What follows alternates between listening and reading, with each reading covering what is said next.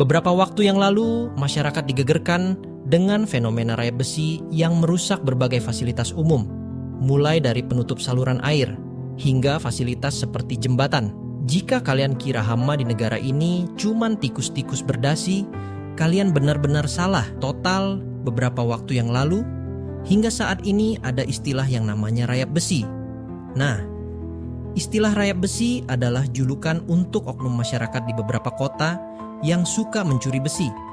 Entah itu fasilitas pribadi, fasilitas umum, bahkan aset perusahaan mulai dari pagar rumah, penutup saluran air, pagar pembatas jembatan hingga rel kereta api.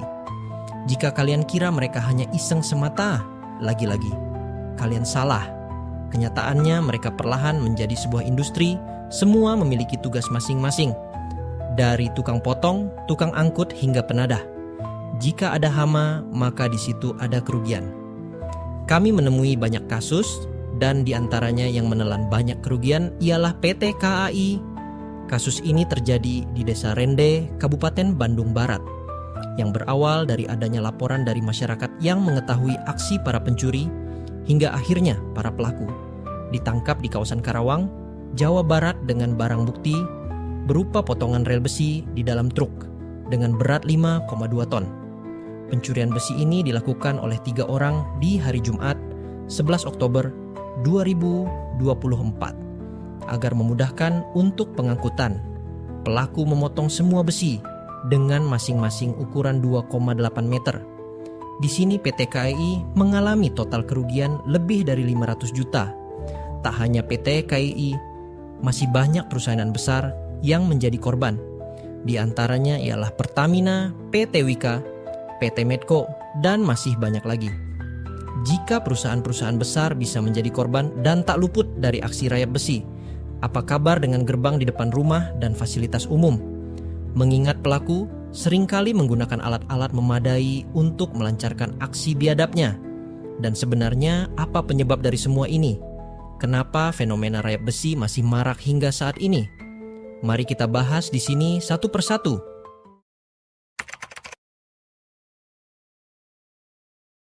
Seperti faktor tindakan kriminal pada umumnya yang tak lain dan tak bukan yaitu kemiskinan struktural. Kemiskinan struktural adalah sebuah kondisi di mana suatu kelompok atau individu yang terjebak di dalam perangkap kemiskinan.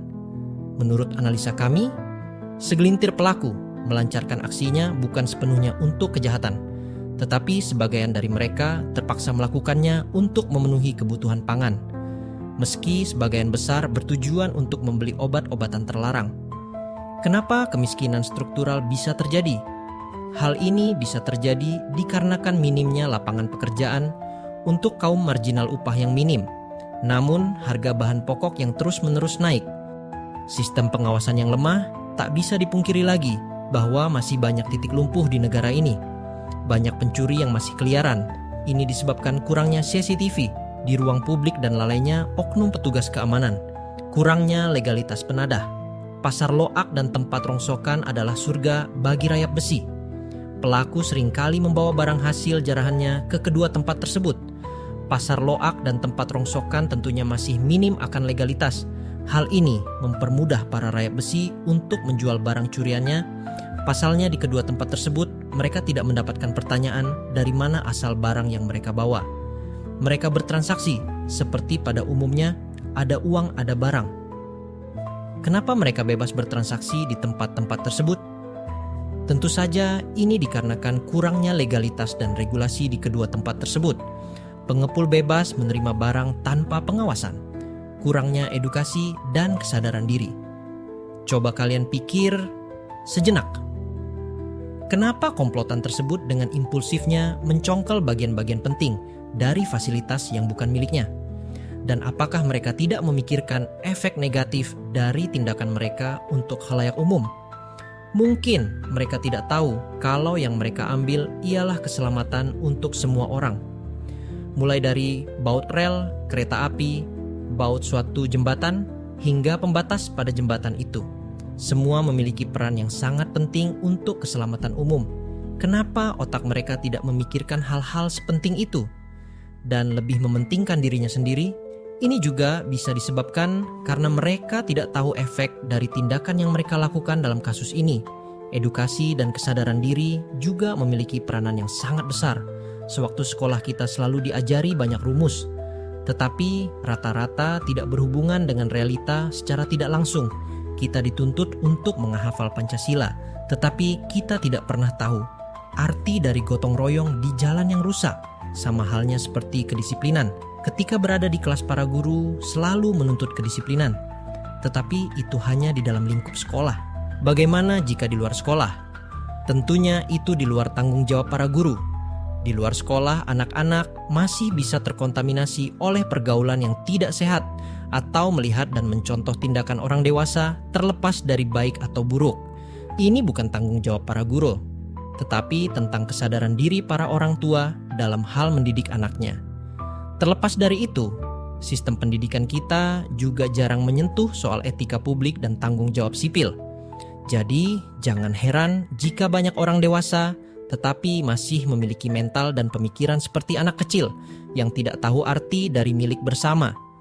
Selain dari itu, coba tanyain juga soal kenapa kita tidak pernah diajarin buat ngejaga fasilitas umum.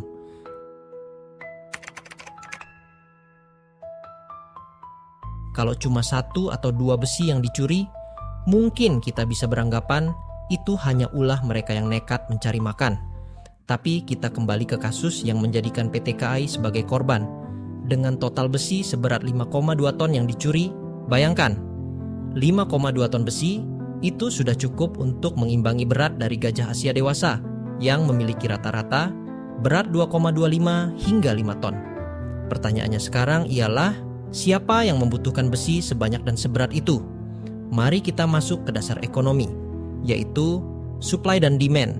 Jika ada penawaran, maka ada permintaan, bahasa bayinya supply. Artinya ada yang menyediakan barang dan demand. Artinya ada yang butuh barang itu. Ini adalah dasar dari ekonomi yang wajib diketahui. Jika supply-nya saja seberat 5,2 ton dalam satu kasus, bagaimana dengan kasus yang lainnya atau kasus yang tidak pernah tercatat? Dan yang paling penting sekarang adalah demand-nya. Menurut kami, demand dalam skala pasar lok ini sudah termasuk mencurigakan. Bagaimana mungkin pasar lok yang umumnya kecil menampung hingga skala ton? Hal ini dapat diasumsikan bahwa di dalam kasus ini terdapat mafia atau oknum orang besar yang menjadi dalang dan penadah. Tetapi yang saya maksud di sini bukanlah di satu kasus ini, tetapi fokus saya di permintaan atau demand dalam pasar yang mampu menyentuh skala ton. Bukankah ini termasuk aneh jika penadah hanya individu perorangan? Apakah kalian yakin skala sebesar itu turun di pasar biasa? Entahlah.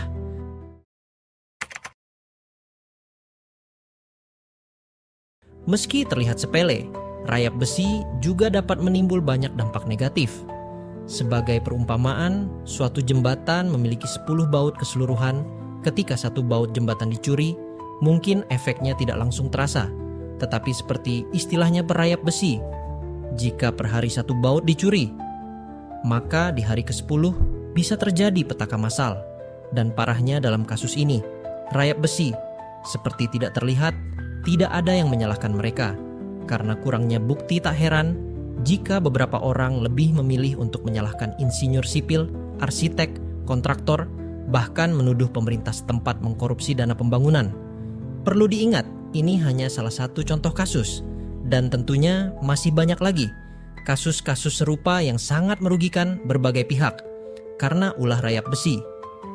Jika dilihat lebih dalam, masih ada beberapa dampak di antaranya, yaitu dampak fisik, dampak yang meliputi kerusakan infrastruktur dan rawannya kecelakaan, dampak ekonomi, dampak yang menyebabkan kerugian untuk negara yang mengakibatkan pemborosan anggaran negara, dan dampak sosial, dampak yang mengakibatkan turunnya kepercayaan publik yang dapat melahirkan banyak masyarakat apatis.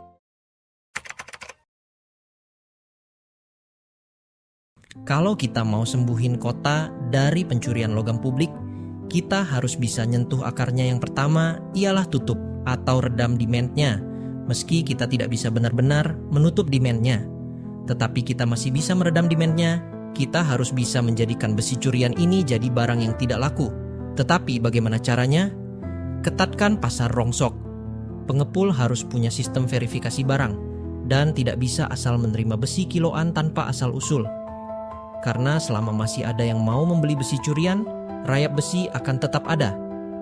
Perbanyak CCTV dan normalisasi penggunaan otak. CCTV bisa sangat membantu, tetapi jika rekamannya benar-benar diproses, kita juga sangat membutuhkan kombinasi antara pengawasan digital, patroli aktif, dan warga yang peduli, sekaligus menormalisasi penggunaan otak. Tak bisa dipungkiri lagi, di negara ini masih banyak manusia yang belum tahu cara menggunakan otak. Seringkali mereka hanya menuruti apa yang diingini oleh otak, bukan menggunakan otak mereka untuk berpikir kritis. Masih banyak dari kita yang tidak pernah tahu cara membedakan antara keputusan amigdala dan keputusan prefrontal cortex yang dapat mengakibatkan tingkat impulsivitas kita berada di level yang tinggi. Jika hal ini diteruskan, tidak menutup kemungkinan akan banyak dari kita mengalami cacat logika. Namun, sayangnya, solusi tanpa aksi hanyalah sebuah opsi.